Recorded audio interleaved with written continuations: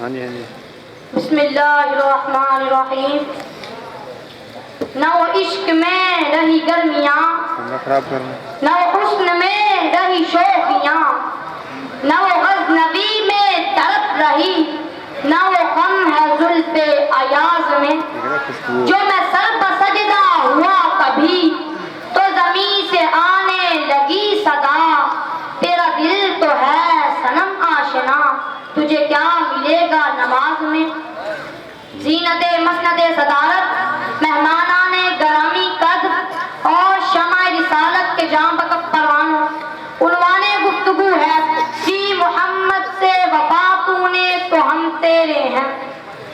جناب صدر، آج جب میں دریچہ تصور کے اس پاک امت مسلمہ کے مقدر کے صحن میں ذلت و رسوائی کی کالی آندھیاں دیکھتا ہوں تو میرے رونگٹے کھڑے ہو جاتے ہیں، میرا سینہ جل اٹھتا ہے، میری آنکھیں برسنا چاہتی ہیں، میرے سینے سے بھوک سی اٹھتی ہے اور میری دل سوز آہیں مدینے کی گلیوں میں روتی پھرتی ہیں کہ اے خاصائے خاصان رسول، وقت دعا ہے، امت سے تیری آنکھ عجب وقت پڑا ہے. جو دین بڑی شان سے نکلا تھا وطن سے، پردیس میں وہ آج غریب الغربا ہے. علی جان، حضور نبی کریم صلی اللہ علیہ وآلہ وسلم سے وفا کرنا ہمارے ایمان کا حصہ ہے. اگر حضور سے وفا نہیں تو کچھ بھی نہیں، اور اگر آپ کی ذات مبارکہ سے وفاداری ہے تو دنیا کی ہر شے تمہاری ہے. بقول اقبال کی محمد سے وفا تو نے تو ہم تیرے ہیں. یہ جہاں چیز ہے کیا لوح و قلم تیرے ہیں. عالی وقار، عہد وفا ماضی، حال اور استقبال سے بے نیاز ہوتا ہے.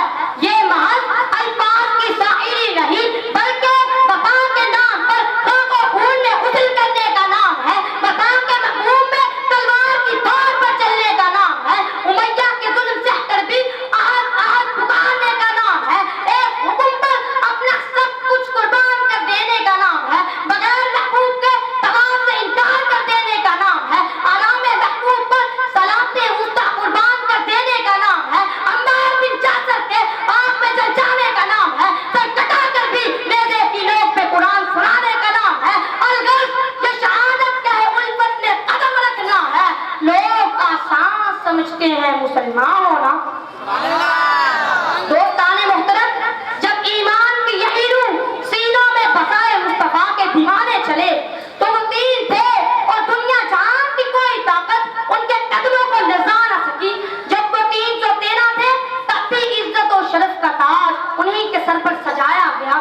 اور جب مفلسی و بدحالی گھر میں ڈیرے ڈالے ہوئی تھی تو پیٹ پہ پتھر باندھے محبت مصطفیٰ کو اپنے سینوں میں سجائے جان ساروں کی صف میں آگے آگے تھے. تبھی وہ وقت بھی آیا کہ جب لوگ ہاتھوں میں زکات لیے پھرتے تھے مگر زکات لینے والا ڈھونڈنے سے نہ ملتا تھا. ان کی الغاز سے کیسر و کسریٰ کی سطوت پر رسا چھا جاتا تھا. کفر کے ایوانوں میں رجحان آ جاتا تھا. وجہ کیا تھی؟ فقط عشق مصطفیٰ اور محبت مصطفیٰ سے وفا کا صلہ تھا. سبحان اللہ. جناب والا، آج کیا ہو رہا ہے؟ آئیے اپنے باطن میں جھانک کر دیکھیں ہم کہاں تک حضور کی ذات سے عہد وفا نبھا رہے ہیں. عظیم نبی کی عظیم امت اس قدر عاقبت نام دیش کیوں ہو گئی؟ دنیا کو امن و محبت کا درس دینے والے مسلمان باہم دستوں گریباں ہیں. منافقت، ریاکاری، مصلحت کوشی اور بے عملی نے بنیاد محسوس اور جسد واحد کی عالم تاب حقیقتوں کا افسانہ بنا کر رکھ دیا ہے. شاعروں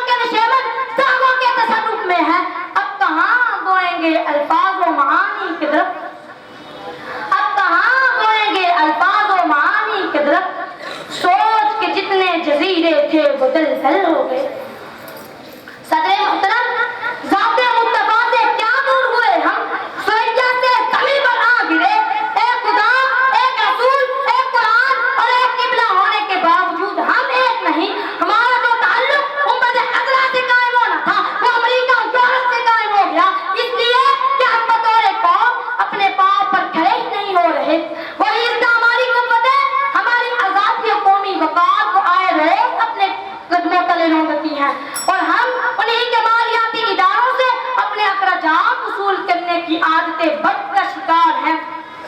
بقول میر یوں کہوں گا، میر بھی کیا سازا ہے، بیمار ہوئے جس کے سبب اسی عطار کے لونڈے سے دوا لیتے ہیں۔ معزز سامعین، جب تک حضور سے وفا کا ادا نہ ہوگا، ہم لاکھ نیکی کر لیں کبھی بھی عظمت رفتہ کو پا نہیں سکتے، جب تک ہم مکین گنبد خضرا سے عہد وفا نہ نبھا لیں۔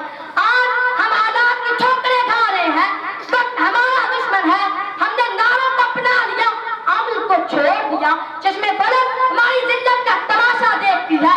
اس کا سبب یہ ہے کہ ہم نے عہد وفا نبھانے کے لیے صرف گفتار کا سہارا لیا ہے۔ گفتار کے غازی تو بن گئے مگر کردار کے غازی نہ بن سکے۔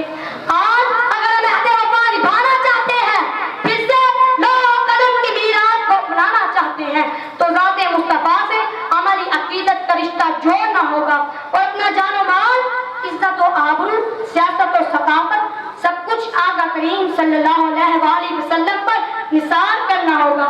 آخر میں بس اتنا ہی کہہ کے اجازت چاہوں گا۔